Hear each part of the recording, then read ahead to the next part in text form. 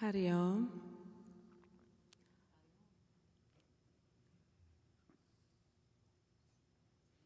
Welcome to Satsang, gathering of seekers of the truth. We will begin with Kirtan. Kirtan is an opportunity to express our devotion. Each chant is a form of praise, prayer, a call to the divine all at once.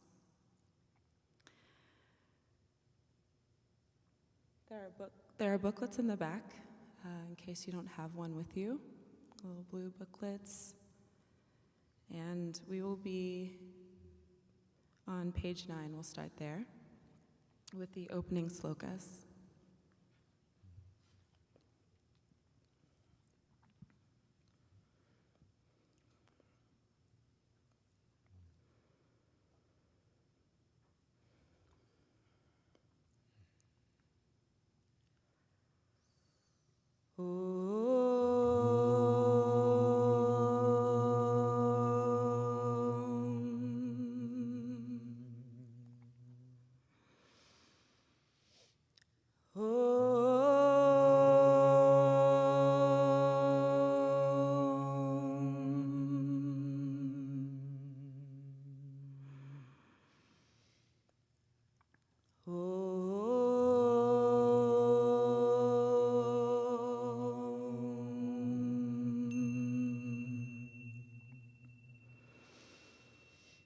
Omkaram bindu samyaktam nityam dhyayanti yoginaha kamadam mokshadam chaiva omkaraya namo namaha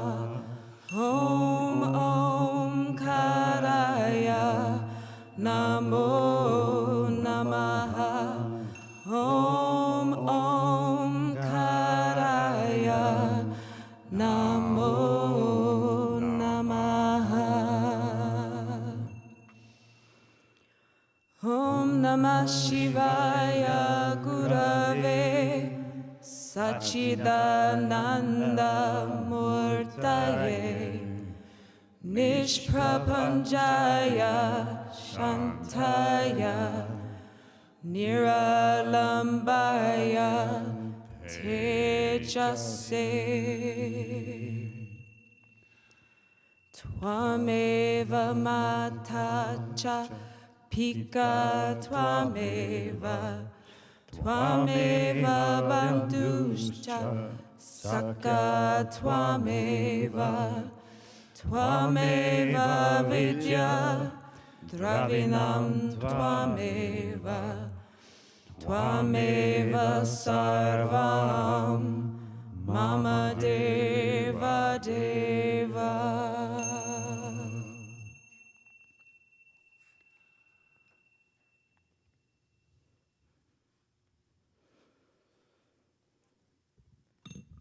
Jaya Guru Shiva Guru Hare Guru Ram.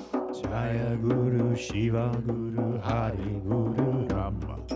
Jagat Guru Param Guru Sat Guru Sham.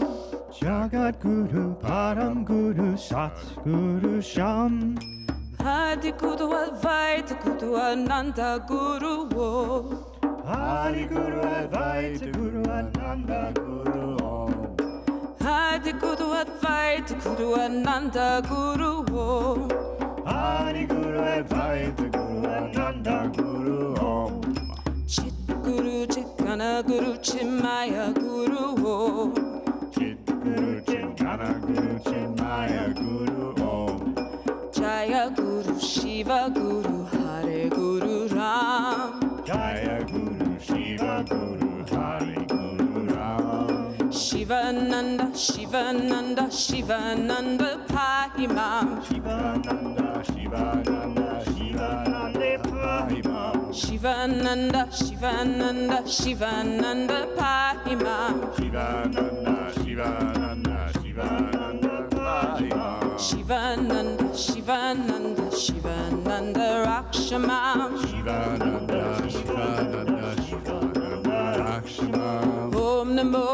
Bhagavate Shivanandaya. Om Namo Bhagavate Shivanandaya. Om Namo Bhagavate Shivanandaya. Om Namo Bhagavate Shivanandaya. Om Namo Bhagavate Shivanandaya. Om Namo Bhagavate Shivanandaya. Om Namo Bhagavate Shivanandaya. Om Namo Bhagavate Shivanandaya. Om Namo Bhagavate Shivanandaya. Om Namo Bhagavate Shivanandaya. Om Namo Bhagavate Shivanandaya. Om Namo Bhagavate Shivanandaya. Om Namo Bhagavate Shivanandaya. Om Namo Bhagavate Shivanandaya. Om Namo Bhagavate Shivanandaya. Om Namo Bhagavate Shivanandaya. Om Namo Bhagavate Shivanandaya. Om Namo Bhagavate Shivanandaya. Om Namo Bhagavate Shivanandaya. Om Namo Bhagavate Shivanandaya. Sachidananda Guru Sachidananda. Sachidananda Guru Sachidananda. Sachidananda Guru Sachidananda. Sachidananda Guru Sachidananda. Sachidananda Guru Sachidananda. Sachidananda Guru Sachidananda. Shri Guru Jaya Guru Sachidananda. Shri Guru Jaya Guru Sachidananda. Shri Guru Jaya Guru Sachidananda.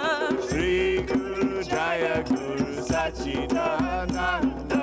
Jaya Guru Jagat Guru Sachidananda. Jaya Guru Jagat Guru Sachidananda. Jagat Guru Param Guru Sachidananda. Jagat Guru Param Guru Sachidananda. Param Guru Om Guru Sachidananda. Param Guru Om Guru Sachidananda. Sachidananda Guru Sachidananda. Sachidananda Guru Sachidananda. Sachidananda Guru Sachidananda. Sachidananda Guru Sachidananda. Sachidananda Guru Sachidananda. Sachidananda Guru Sachidananda. Sachidananda Guru Sachidananda. Sachidananda Guru Sachidananda. Sachidananda Guru Sachidananda. Sachidananda Guru Sachidananda. Shri Guru Jaya Guru Sachidananda. Shri Guru Jaya Guru Sachidananda. Shri Guru Jaya Guru Sachidananda. Shri Guru Jaya Guru Sachidananda. Jaya Guru Jagat Guru Sachidananda. Jaya Guru Jagat Guru Sachidananda.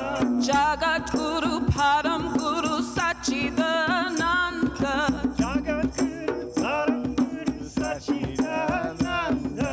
Param Guru Om Guru Sachidananda. Param Guru Om Guru Sachidananda.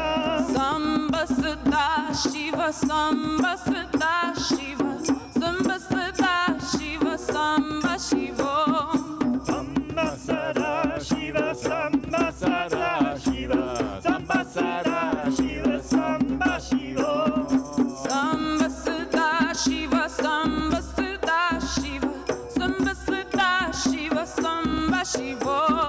Sambasada Shiva Sambasada Shiva Sambasada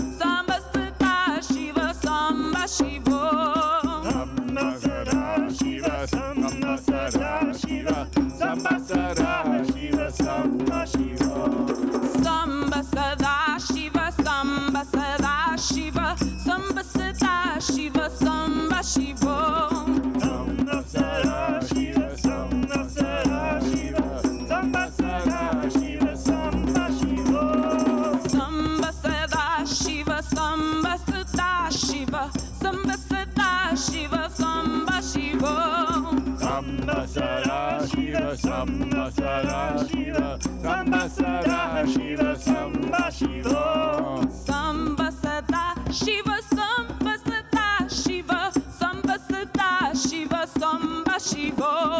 Samba Sadashiva, Samba Sadashiva, Samba Sadashiva, Samba Shiva. Samba Sadashiva, Samba Sadashiva, Samba Sadashiva, Samba Shiva. Samba Sadashiva, Samba Sadashiva, Samba Sadashiva, Samba Shiva. Amba Parameshwari, Akhilandeshwari, Hari Para Shakti Palayamam. Amba Parameshwari, Akhilandeshwari, Hari Para Shakti Palayamam. Amba Parameshwari, Akhilandeshwari, Hari Para Shakti Palayamam. Amba Parameshwari, Akhilandeshwari, Hari Para Shakti Palayamam. Oh, Amba Parameshwari, Akhilandeshwari, Hari Para Shakti Palayamam. Amba Parameshwari, Akhilandeshwari, Hari Para Shakti Palayamam. Oh, Amba Parameshwari, Akhilandeshwari, Hari Para Shakti Palayamam. Amba Parameshwari, Akhilandeshwari, Hari Para Shakti Palayamam. Oh, Amba Parameshwari, Akhilandeshwari, Hari Para Shakti Palayamam. Amba Parameshwari, Akhilandeshwari, Hari Para Shakti Palayamam. Om Mata, Om Mata, Om Shri Mata Jagadamba. Om Mata, Om Mata, Om Shri Mata Jagadamba. Om Mata, Om Mata, Om Shri Mata Lalitamba. Om Mata, Om Mata, Om Shri Mata Jagadamba. Amba Parameshwari, Akhilandeshwari, Hari Para Shakti Palayamam. Amba Parameshwari, Akhilandeshwari, Hari Para Shakti Palayamam.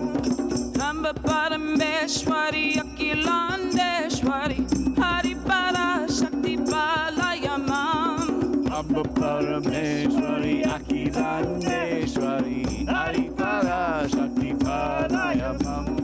Om Mata, Om Mata, Om Shri Mata Jagadamba.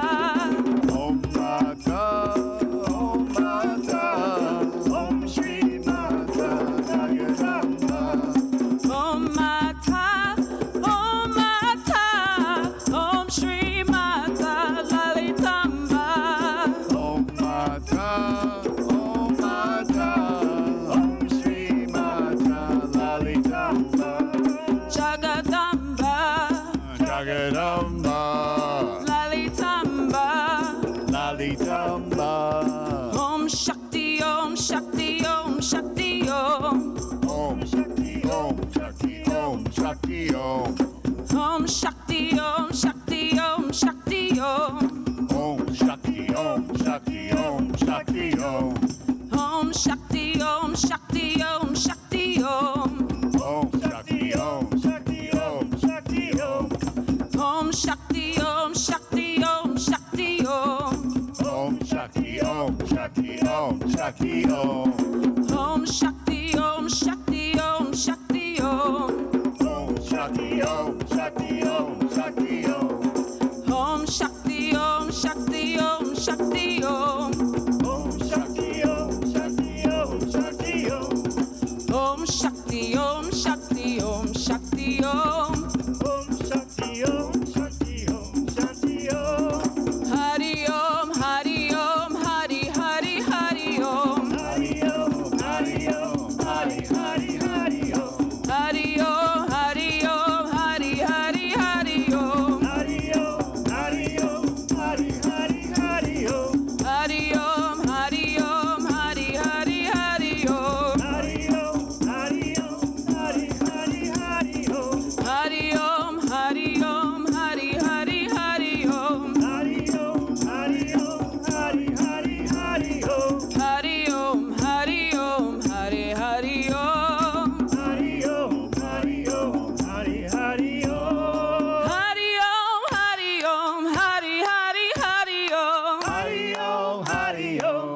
Hari Hari Hari Om. Hari Om, Hari Om, Hari Hari Hari Om. Hari Om, Hari Om, Hari Hari Hari Om. Hari Om, Hari Om, Hari Hari Hari Om. Hari Om, Hari Om, Hari Hari Hari Om. Hari Om, Hari Om, Hari Hari Hari Om. Hari Om, Hari Om, Hari Hari Hari Om. Hari Hari Hari Hari Om. Hari Hari Hari Om. Hari Om, Hari Om. Hari Om, Hari Om. Hari Om, Hari Om, Hari Hari Hari Om. Hari Om, Hari Om, Hari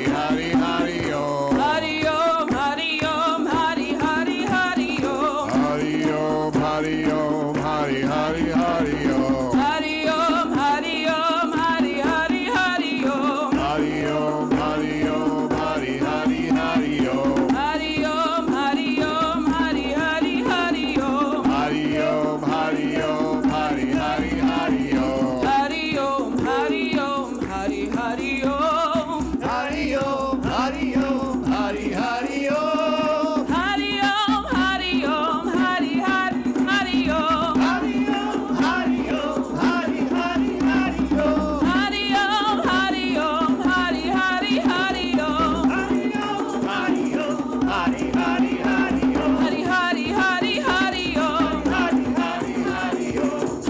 Om, Hari Om, Hari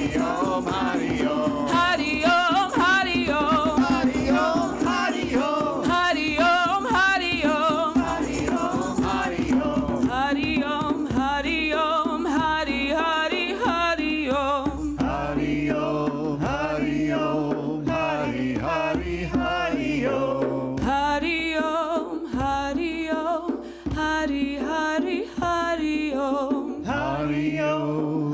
Om, Hari Hari Hari Om. Hari Om, Hari Om, Hari Hari Hari Om. Hari Om, Hari Om, Hari Hari Hari Om. Hari Hari Hari Hari Om. Hari Hari Hari Om. Hari Om, Hari Om. Hari Om, Hari Om. Hari Om, Hari Om. Hari Om, Hari Om. Hari Om, Hari Om. Hari Om, Hari Om. Hari Om, Hari Om, Hari Hari Hari Om. Hari Om, Hari Om, Hari Hari Hari Om. Hari Om,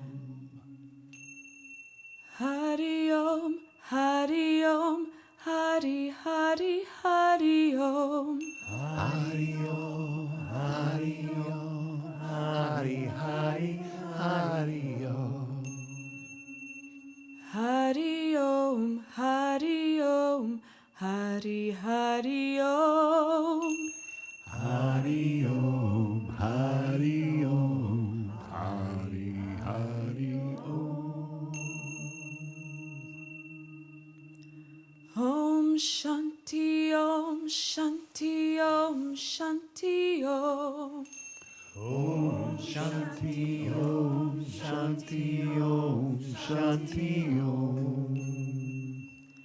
Om Shanti, Om Shanti, Om Shanti, Om. Om Shanti, Om Shanti, Om Shanti, Om. Om Shanti, Om Shanti, Om Shanti, Om.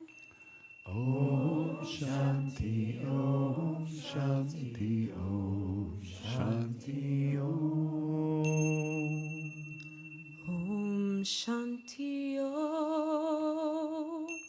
Om Shanti, Om.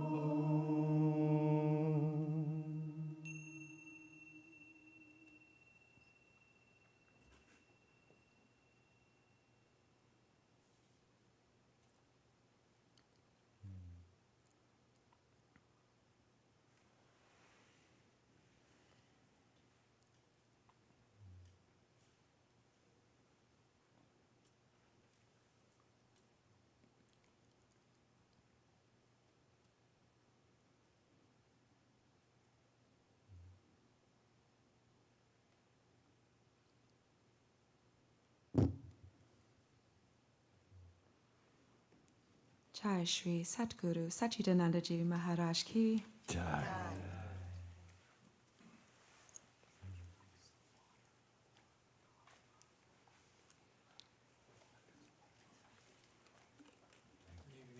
everybody to our Saturday evening Easter Satsang. First, I want to appreciate Kirtan is here, Lotus, Jeremy, Nehan, Krishna, and Matt. Join me for an applause.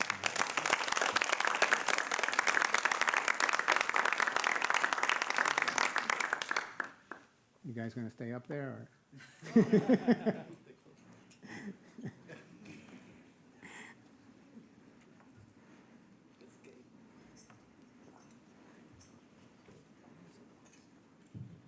We'll continue the evening by reciting the prayers of world peace. So if you could all please stand.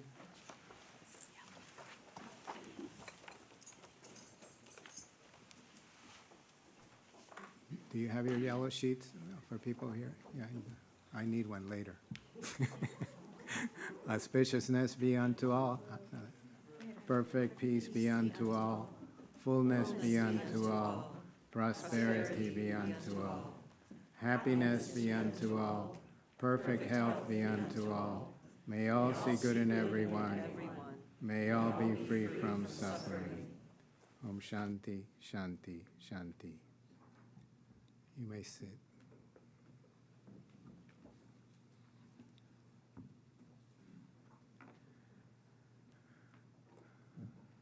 In the following video, Sri Swami Satchidananda, Sri Gurudev, is speaking on Easter spirit, detachment, and pilgrimage.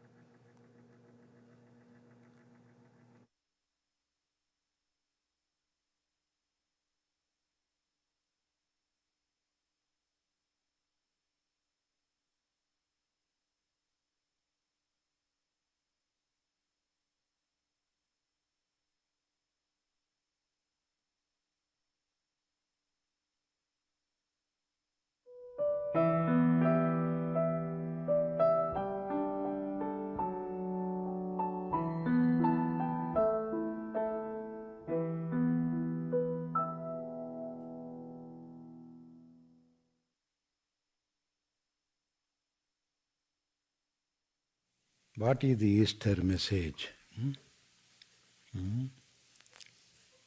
Is it Easter message or Eastern message?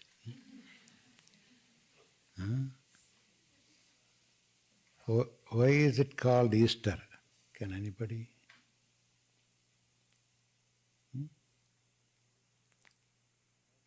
How is it? How did it get the name Easter?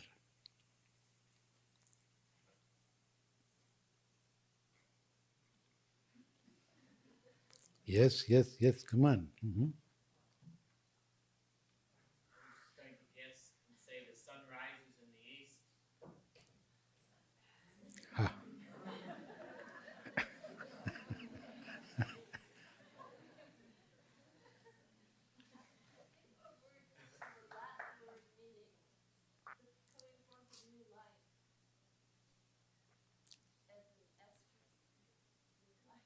Speak up, I can't hear.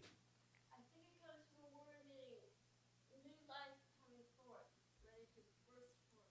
The Easter means new life coming?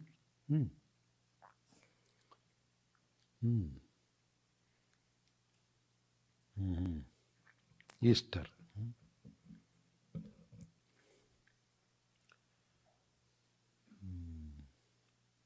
Well, in a way, every morning is an Easter. Like the sun rising in the east every day, every morning. That begins the day.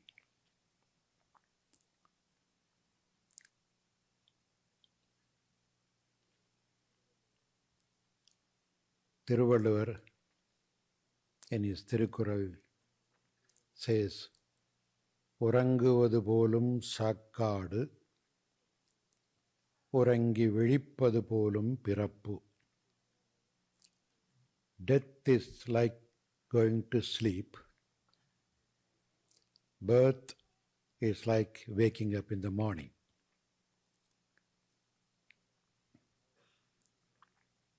See how he simplifies the birth and death. In that sense, we are all dying every day at night. Actually, when you sleep well at night, there's no difference between the death and your sleep. You are literally dead to the world if you sleep well. Even if somebody kicks at your body, you won't even know if you are really sleeping. So the body is almost a dead body at sleep. So naturally, when you wake up, it's a new birth. So in that sense, every day we should be celebrating Easter, thanking God and nature for giving us a new birth.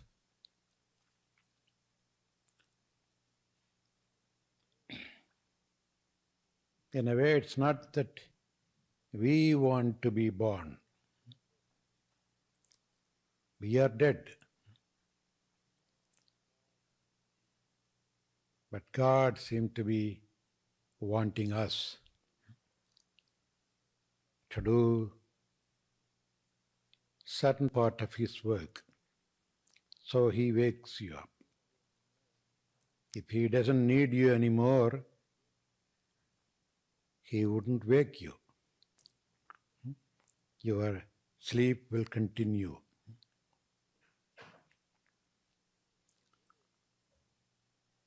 So here is in the life of Lord Jesus, it's God wanted Him to come up again and to proclaim the glory and the greatness of God. He came back, we say. He came back. In a way, I feel like saying He was sent back to give us the message that the spirit is immortal. There's no resurrection as such. The spirit is immortal. Nobody can destroy the spirit, even though they may crucify the body.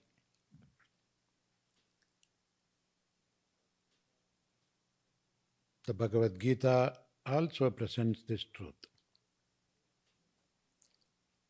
The spirit cannot be cut, burnt, wet, or withered.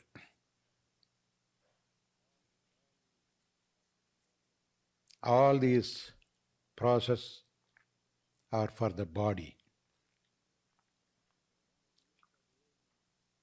So on the Easter day, we clearly see the distinction between the mortal body and the immortal soul.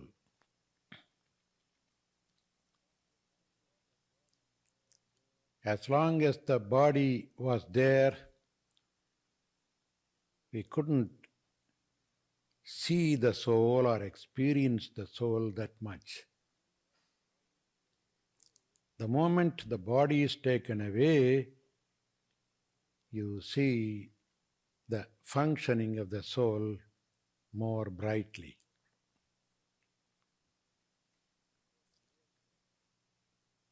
That is another Kural, he says. The life going out of the body is almost like the bird cracking the shell of the egg. the little birdie. He breaks the shell, comes out and flies away.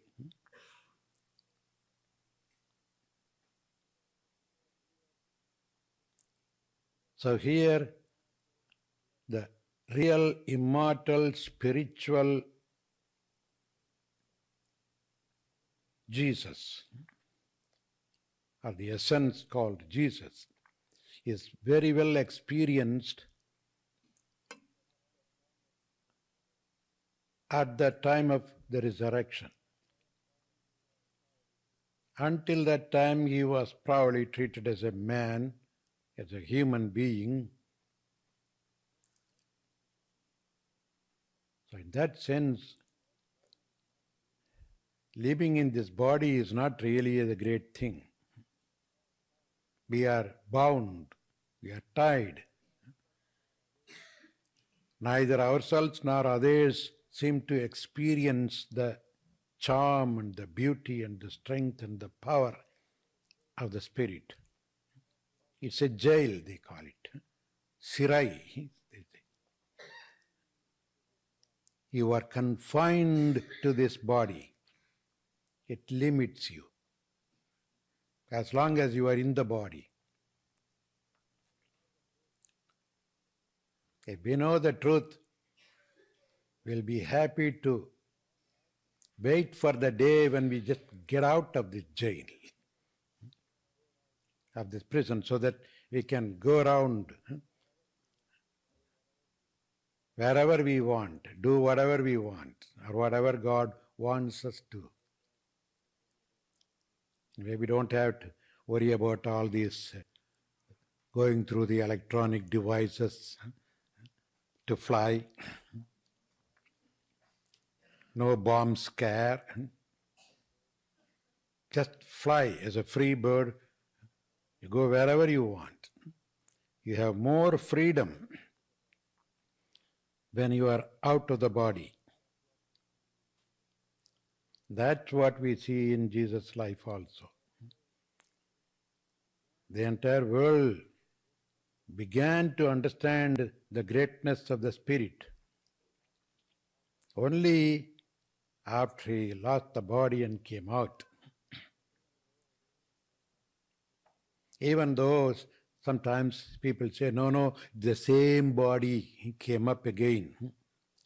There is a sort of thinking that way, is it not? He rose up with the same body, physical body. It's not true. Physical body is a composed one. When the time comes, it decomposes. If he has come up with the same physical body, everybody should have seen him.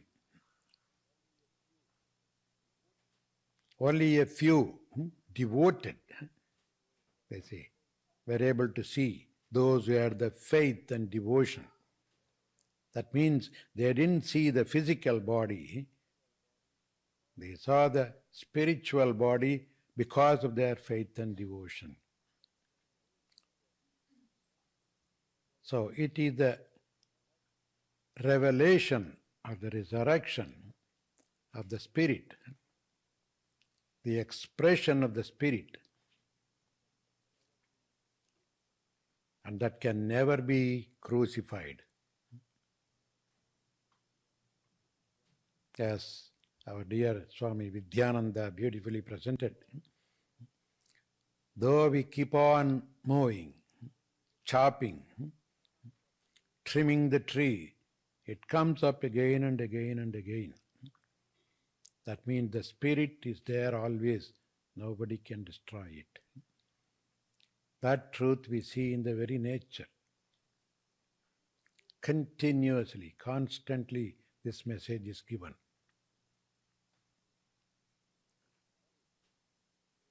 So the nature itself is a great teacher for us to understand this phenomena, this truth of immortality of the Spirit.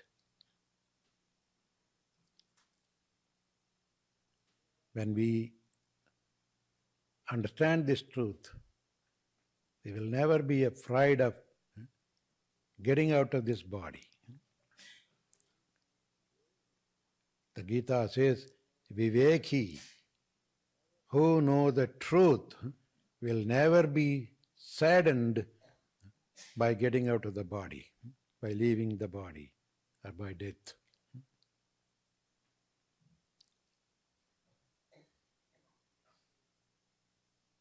It shines more brightly. Many, many great masters, sages and saints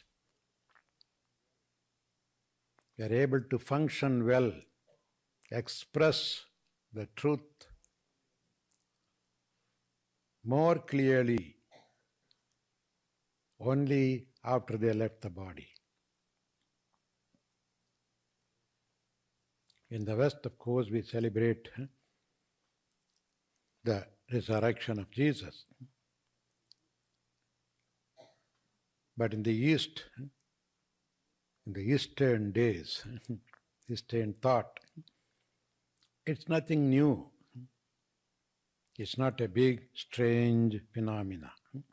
It is a common day affair, they could say. Almost every saint did that.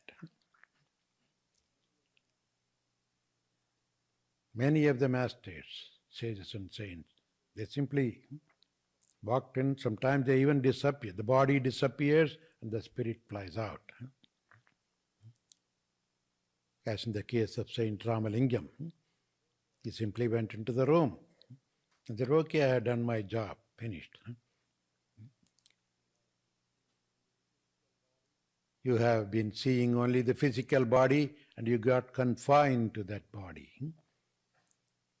You wanted physical things. You haven't realized the truth, the immortality. So now it's time for you to raise up to a different level. So I'm going to educate you from a different level. So he just went into the room at Metukuppam, asked them to lock the door. And then, because of the government restrictions, they were forced to open the door. When they opened the door, there was nothing. Not even the body.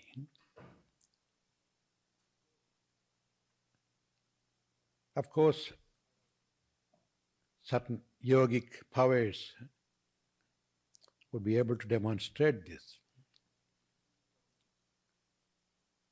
Panchikaranam, we call it. The five Buddhas, the elements. When they go back, reverse their process, back into their source, by the time they reach the fire or the air, they disappear. The ether or the akasha, then the air, ether becomes air, air gives room for fire, fire becomes water, water becomes earth. That is the evolution. And that's what we see even in the Genesis. God created one by one. And then revolution, going backward. The earth becomes water, water becomes fire. Up to these three elements you can see things. You can see earth, you can see water, you can see even the fire. But they are gradually becoming lighter and lighter. Earth is so concrete, you can touch, you can put it in one place, it stays there. Water, you cannot hold it in the hand, it runs. The fire, you can see it, you cannot hold it, even in a container. You cannot chop it. If you chop a flame, what happens? The flame doesn't get cut off. The flame continues to rise. But still you can see. But when it goes to the next element, the fire, you can only feel, you cannot see. So when the body, the 5 elements of the body return from earth to water, our body has all these solid, liquid, heat, air and ether. So you can disperse it, regroup it, reverse it. The astral body we call is nothing but airy body. The body gets converted all into air and akash. There is no fire or water or earth element there. It reverses. That's why they were able to float. That's why we call it astral body. That's why when the body dies, slowly even the fire goes out. It becomes cool. The heat is taken away. And then the rest of the element disperses. So it's natural. But the people who have some achievement, accomplishment, which you call the siddhis, they can do it at will. Simply by thinking, now I'm going to disperse everything. Instead of the priest coming and telling you that earth to earth, fire, water to water, fire to fire, he say, okay, earth, go to earth, water to water, fire to fire. They themselves can do it. And then they disperse. That's why in some cases of the saints, they couldn't even take photographs of them. In fact, photograph was never taken during Ramalingam's period, even though photography was there at that time. Nobody could catch him. It's almost like you are taking a picture of the air. What will be there in that? So all these things are simply from the memory they drew the picture.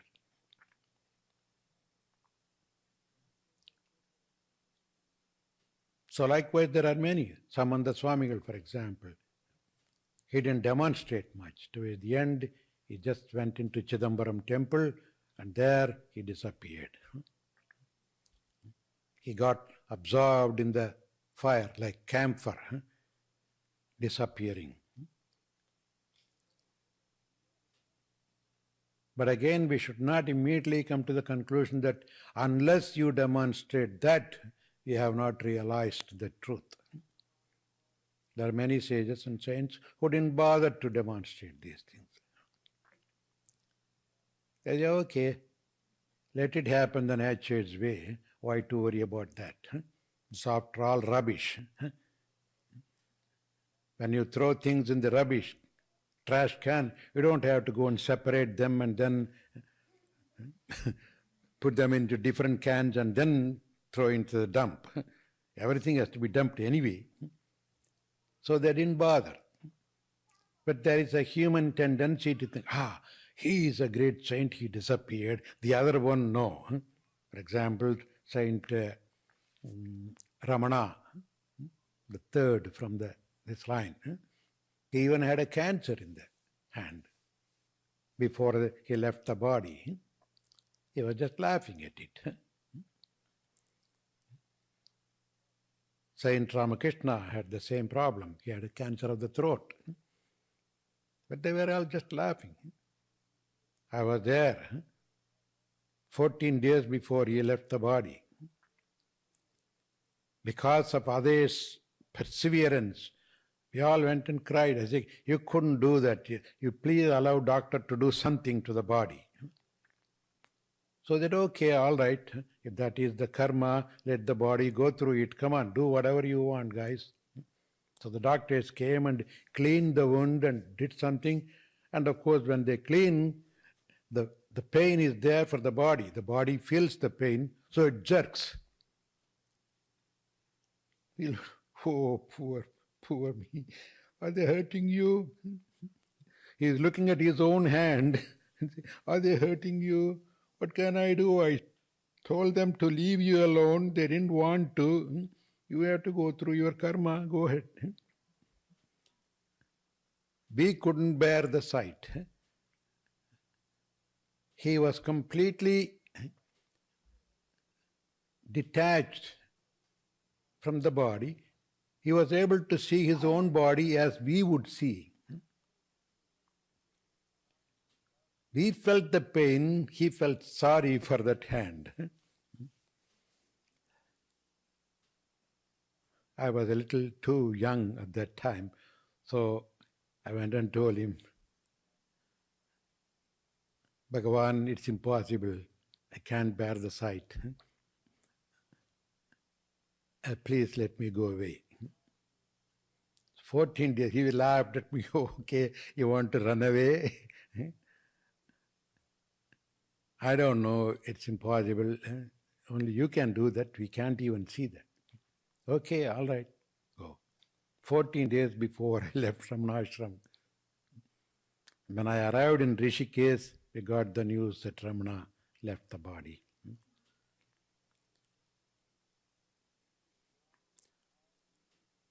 Just to say how they were able to detach themselves. Deho naham, jivo naham, pratyaga bhinna brahmaivaham. The scripture says, I'm not the body, not the mind, immortal self. If that is so, if there is some problem to the body, who is worried? It's not you, your body. Your body must have gone through something, some karma. It has to purge it out. And that is the reason why when you go to the hospital, the doctor say, okay, you forget your body. I'm going to take you away from the body awareness. Then we will do whatever we want with the body. If we allow you to watch that and feel that, you won't let us do. So they give you a sort of anesthesia, take you away from the body temporarily. That's also a sort of samadhi. Forced, chemically induced samadhi. You separate yourself from the body. But you can do it consciously, willingly, if you detach yourself.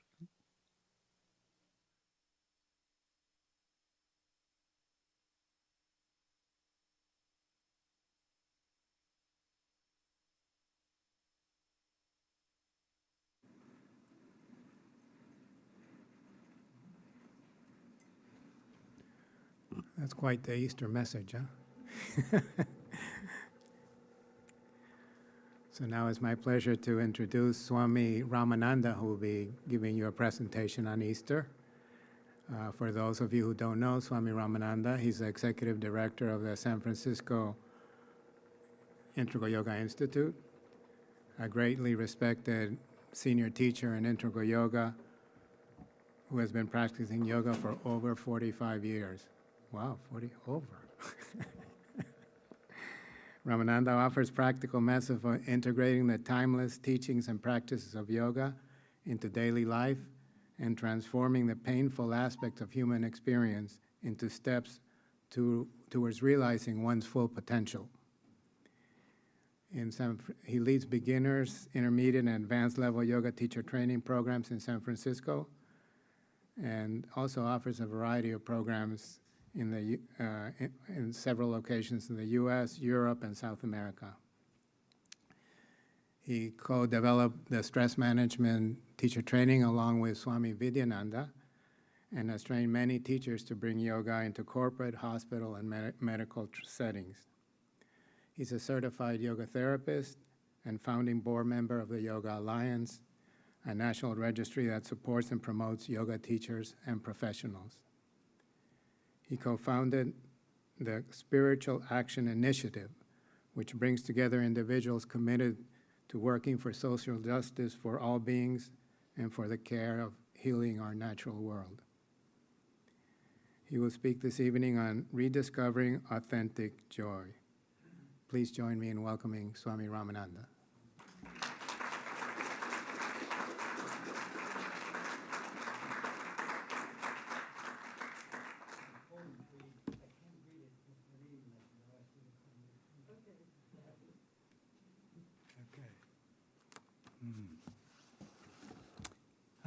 Thank you, Ram. Well, great to be here. I lived here in the 1980s And it's a joy to come back here, see the place growing and thriving, see all the new faces. Can you hear me well? Am I? Okay, I can speak closer to the microphone. Is that better? Okay.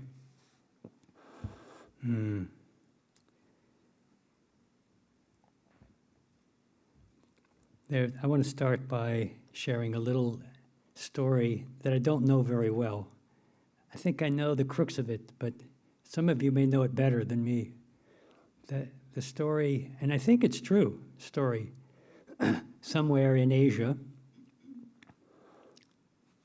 there was a Buddhist group, I believe it was a Buddhist group, not a Hindu group, but one of those, and they had a gold statue.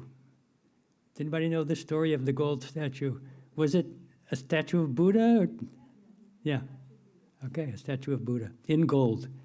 And there was an invading army coming. Right? And they, of course, fled with whatever they could take with them. But this gold statue was too big, heavy. They couldn't possibly take it with them.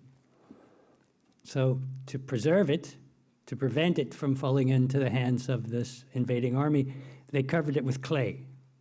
Right? The whole statue covered thoroughly with clay to look like a clay statue. Not nearly so valuable. Right?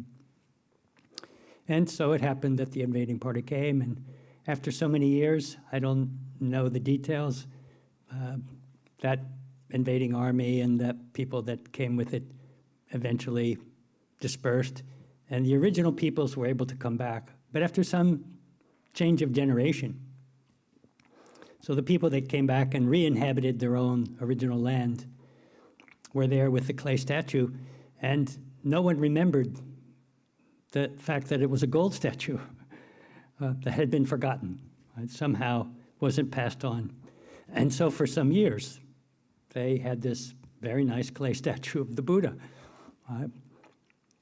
But at some point, I guess the clay hardened. Some potters would know it becomes brittle, right? And a piece of it came off. So when that piece came off, someone noticed underneath this piece that came off, there was gold. So they looked a little further, took a little more off, and realized, oh my gosh, this is not a clay statue, it's a gold statue. And they proceeded to remove all the clay.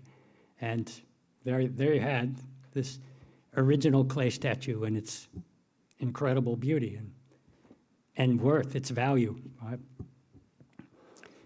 And the story, the way I've heard it told, and the way that I understand its meaning is that we also have a certain gold at the heart of our being that's been covered over, that's been conditioned by the influence of our culture. And we look at ourselves and, we see clay. It's maybe well done. Looks pretty good. But underneath there's gold. There's something incredibly precious and profound that's kind of hidden veiled from our eyes, right? Forgotten, right? Because it happened before we were able to know it. Right? It's our original nature. So many of the longtime people here know the teaching of Gurudev, Swami Satchidananda, that peace or that joy is our birthright, our original nature. And his teaching was very simple. Don't disturb it. You don't have to acquire it. It's already there. Just don't do anything. Don't layer over it with clay. Don't cover it up. Right? But of course, it's not that easy. The culture that we live in constantly bombards us with messages that influence us to see ourselves and to see the world in a different way. And if I come to this topic of joy, to confuse this kind of natural or authentic joy that comes just from the miracle of being alive, to confuse that and mix it up with temporary happiness. And even happiness, I would say, is considered to be the successful arrangement of moments of pleasurable experiences. Right? If you can line up enough pleasurable experiences one after the other, then you have a kind of happiness. Right? That's the message of our world.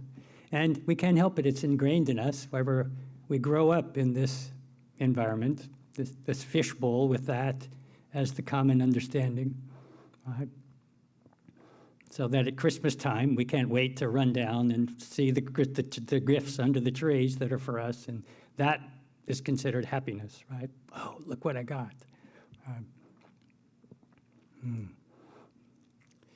And the culture that we live in influences us in so many ways, and we end up in this never-ending or relentless effort to acquire the things that seem like they will bring happiness, right? Or to achieve the things, success, enough money, the right partner.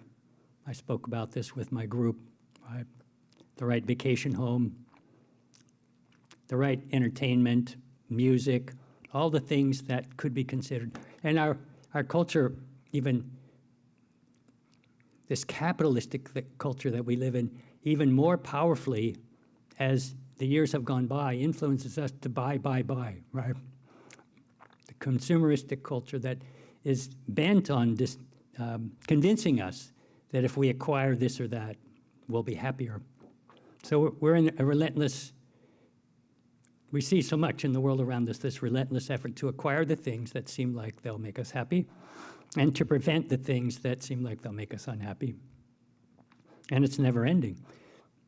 Because one moment of happiness, it doesn't last, right? This is kind of it dissipates. And so we have to arrange it for again and again. And as long as there are worries, there can't be this really profound sense of contentment or happiness, right? Because you have worries, you have concerns, you have a to-do list. You wake up at night thinking about what you have to do. Somebody told me the other day, get up in the night because I have more things to do. And start working on it. Yeah.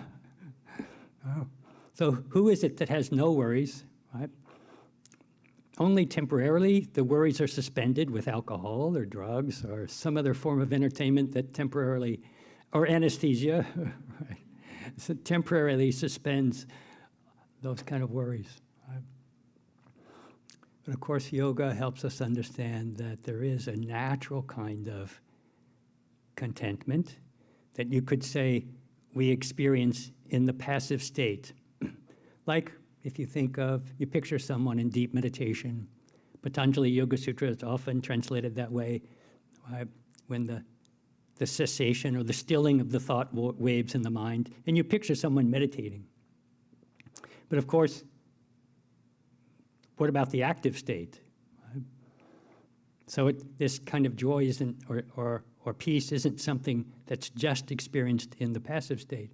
It can be experienced in the active state when we're engaged in the world. But what does that look like? For most of us, it still looks like an attempt to accomplish tasks. And I talked about this with my group as well. And we're so bent on accomplishing tasks and I shouldn't say all of you, but this has been my experience and many people I know, that we tend to override the well-being of the body. We hurt each other in the process, trying to get things done, trying to make things happen. And so we lose touch with this unconditioned presence within us. We're in so many ways lost in the head. I never dreamed 20 years ago that I would have now a spreadsheet of passwords to all the different websites and all the different places I have to log into. Do you know what I mean? The technology demands so much of being in the head, using the head. We lose touch with the heart, right? And we lose touch with the condition of the body. We override its messages. We don't have time to deal with the emotions in our hearts. And especially we lose touch with this deeper sense of the spiritual presence within us. But we do experience this deeper kind of joy in certain moments. We've all tasted it. We all know what it feels like. We all really long for that more. I'm going to ask, instead of talking about it, I'm going to ask everyone here to think about it for a minute. Maybe close your eyes if you want, and think of a moment of real, profound kind of joy. A moment that's especially fulfilling. And I want us to think about what are the characteristics of that moment. Can you think of what were you doing? What was it like? What were the conditions?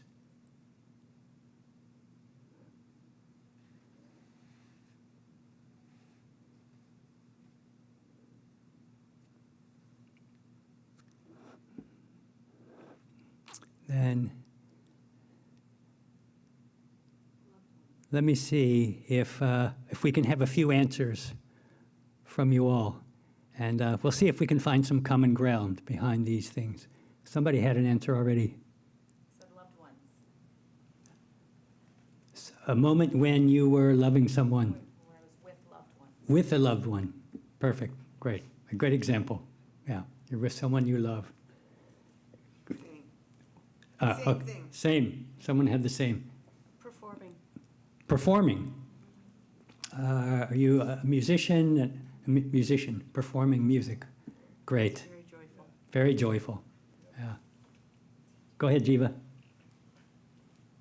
I was undergoing a root canal, and I realized deeply that it wasn't me, that it was my vehicle being repaired. That was the nitrous oxide.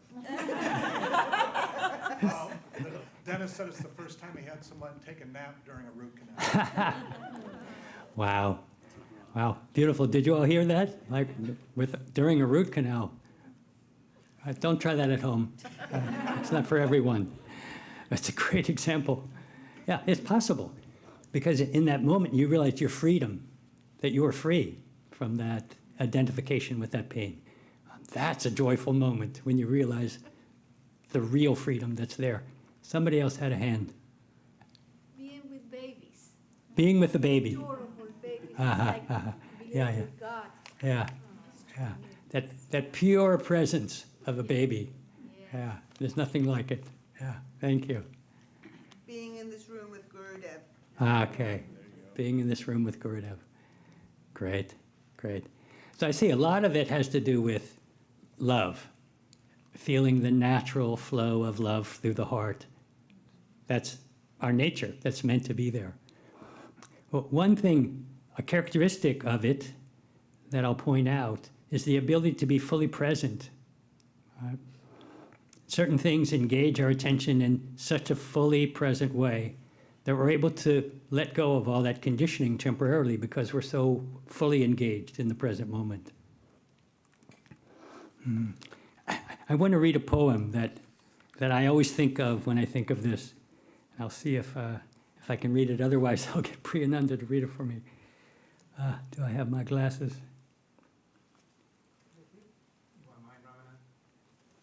I don't think they're in there. I think, yeah, let me try, Ram. I usually carry my reading glasses, but I don't have them. My eyes are fine. My arms are too short, so I can't. Okay, here we go. This is by a Zen Buddhist poet, Ryokan. Some of you may have heard of. Lived in mid-17 to mid-1800, and primarily as a hermit. It's called Playing with Children. Early spring. The landscape is tinged with the first fresh hints of green, like now. Now I take my wooden begging bowl and wander carefree through town. The moment that children see me, they scamper off gleefully to bring their friends. They're waiting for me at the temple gate, tugging from all sides so I can barely walk. I leave my bowl on a white rock, hang my pilgrim's bag on a pine tree branch. First, we duel with blades of grass. Got it. Then we play ball. While I bounce the ball, they sing the song. Then I sing the song and they bounce the ball. Caught up in the excitement of the game, we forget completely about the time. Passers-by turn and question me, "Why are you carrying on like this?" I just shake my head without answering. Even if I were able to say something, how could I explain? Do you really want to know the meaning of it all? This is it. This is it.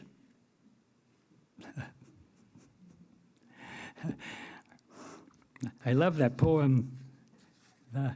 The caught up in the game, completely lose track of time, immersed in the present moment. I think that's a quality of many of the examples that people gave, completely immersed. And I picture myself in that poem. I'm sure after a few minutes of playing with the children, I'd say, well, I'm really hungry. I have to go get my food. What if it becomes too late and I miss the food? Right? Most of us can't quite let go of that fully. Do you know what I mean? Another example, someone gave the example of the babies. The babies are a great example for us, right? No worries. Unless there's discomfort or pooping or hunger, they're completely blissful, right? And just to be around them is like being with a saint. Wow, they got it.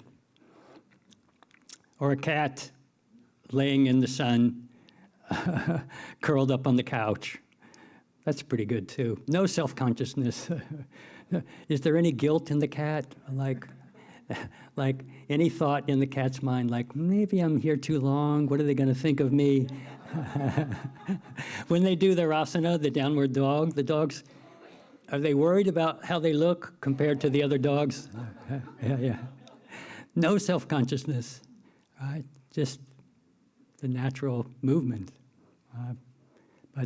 but fully engaged. I enjoy this book by Eckhart Tolle, A New Earth, it's called. And in that book, he says something like this, I'm paraphrasing, joy doesn't come from what you do, it comes from what you put into what you do. And that joy comes from deep inside you. And it comes from something that you put your full body, mind into, your full heart into. You're fully in the present and with heart. I think it's those qualities that make something like that. I think I'm not recommending that you try the root canal method, but I think it's a great part of yoga practice, not just to learn how to still the mind and kind of uncondition the mind and find that natural presence of joy, but to find things that you actively enjoy doing in this deep sense, that you can let go into fully be present in doing it. And that we seek out those opportunities and practice them as a way of rediscovering that innate joy. And I'm talking about, I'm thinking of my friend Rishi Schweig, who's in a choir, and for him, that's a moment like that, right? Let go of everything and just the joy, the heart's engaged, the whole being's engaged. Somehow the group I was with, I forget if it was lunch today or it was last night, we're talking about dancing and how dancing can be that way, a moment of joy. Some years ago, one of the residents of the Institute in San Francisco got married, and we all went to the wedding. And after the wedding, there was a dinner, and after the dinner, they put on dance music. And I don't usually dance. I'm a little too self-conscious. But we all danced because we're celebrating her marriage, and it was so much fun. I never forgot how joyful that was. Because in that moment, there's nothing else. Nothing else exists. And there is something in the teachings of yoga, the practice of yoga, that's akin to this, that a lot of us have a good sense of, but it's not understood in our culture. And that is service. Karma yoga. When we do service with our whole being, with our heart, with our mind, to do it in the most efficient, the most careful, skillful, thoughtful way, and with real concern for the well-being of someone that we're serving. That also can be that kind of experience. It's maybe not thought of as a especially happy moment, but it's deeply fulfilling. And it activates our hearts. It allows us to experience the natural flow of our hearts that's meant to be a part of the way that we live. Teaching yoga can be that way. When you teach a yoga class, or probably when you teach many things, you give your whole being into that experience, and it's a blessing for you. Right? It may be uplifting, it may be helpful to the students, but it's a blessing for the teacher to have that experience of giving their whole being into something without any resistance and forgetting everything else temporarily, all the conditioning, all the clay temporarily. Unfortunately, it comes back. We have to keep practicing. But maybe a little more, a little less comes back each time. Right? Maybe a little less. So that's what I want to share about what that real joy can be and how it's something we can practice. We don't have to wait for some special moment to come to us, but we can experiment with living that way, finding moments to serve. There are endless moments to serve, but finding moments that really enable us to give our whole being into that situation with care in our hearts. Another quality, so the qualities that I'm thinking of, fully present with love in our hearts or care in our hearts, open heart, free of tension or self-consciousness. And one more, it's independent of external circumstances, right? Has nothing to do with what happens. And Gurudev beautifully talks about that. It has nothing to do with the reward or the outcome of our service. It doesn't matter if anybody notices, if anybody even knows. It's even more fun to do something for someone without them knowing, and for them never to find out, and you know in your heart. Isn't it true? Yeah. Secret Santa, even, is one of those opportunities, right? Don't even ever let them know, right? That's even deeper, because there's no interest in something, in some condition coming back. And that's what Jiva hinted at. It's a sense of freedom from needing anything to experience it. So that's what I want to share. Just encourage us to remember that authentic joy is our nature. It doesn't have to be acquired. That's the beauty of it. We've already got it. That's, I think, I'm thankful every day that I remember that I don't have to get peace and joy, that they're our birthright, as Gurudev says. And that we have another day, as he said, another day to try again, to try again, to try again. Oh, what a blessing. Even, and I'll just mention this, this one last thought comes to my mind. I mean, we do struggle. We do have pain in our lives. We do have difficulty. We have losses. So I don't mean that you just slap a smiley face on top of some difficult time.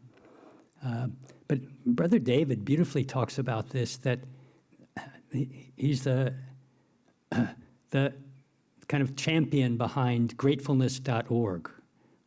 And he's all about gratefulness. And he talks about how even in difficulty, in painful situations, there's a marveling at the incredible opportunity to be alive, and at what opportunity this difficulty presents us with, the potential we have to grow and learn and awaken, even in a painful moment. So not that we find great joy in the difficulty, but we marvel at the incredible nature of being alive, and are grateful for the opportunity to learn, because every lesson brings us closer to that full awakening where we live in that joy. That we talked about this afternoon with the group. Adversity as an opportunity, a blessing in disguise, as is often said. Thank you for your kind attention. Happy to share a few thoughts with you. Thank you.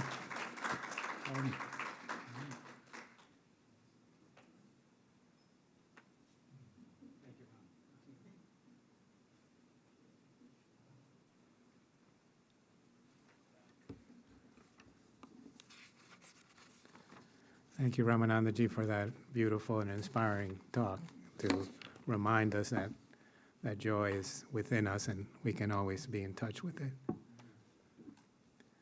I have a few announcements before our Arati. Next Saturday, Avi Gordon will be speaking here at Satsang.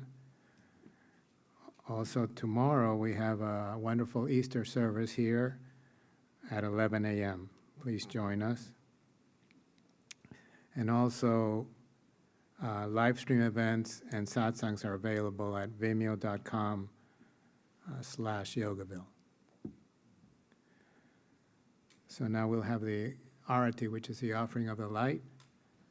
And the offering of the light will be accompanied by the Jyoti chant, which you should have those yellow sheets there, which, for those of you. So a small candlelight symbolizing the divine light within each of us is offered to a larger light on the stage, which represents a divine cosmic light. Finally, the light is offered to you or our live streamers. Then you may extend your hands and draw the light towards you as a blessing. So you're welcome to stand for the Arati and join in the Jyoti chant.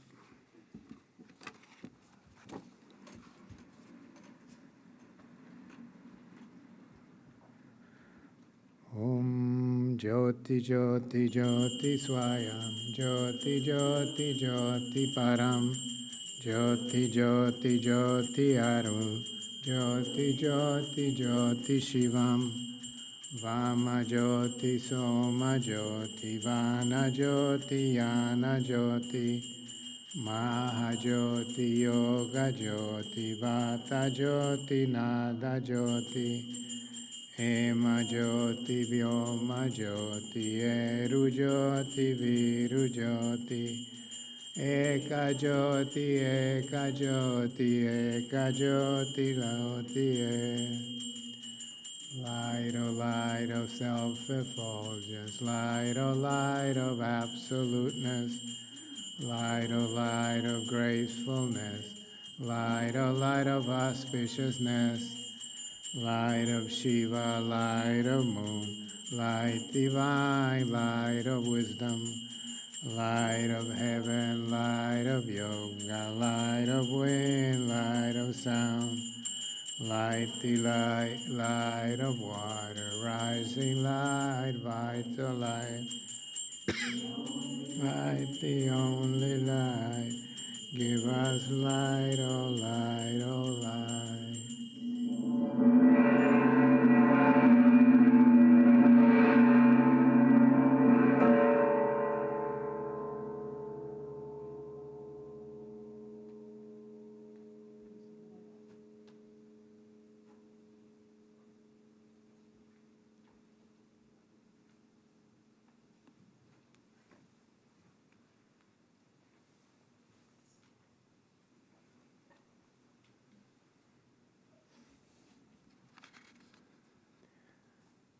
Now we'll have the closing prayers that are also on that yellow sheet that you have. Asato ma satkamaya tamaso ma jyotirgamaya mrityor ma amritam gamaya Om Shanti Shanti Shanti. Lead us from unreal to real. Lead us from darkness to the light. Lead us from the fear of death to knowledge of immortality. Om Shanti Shanti Shanti.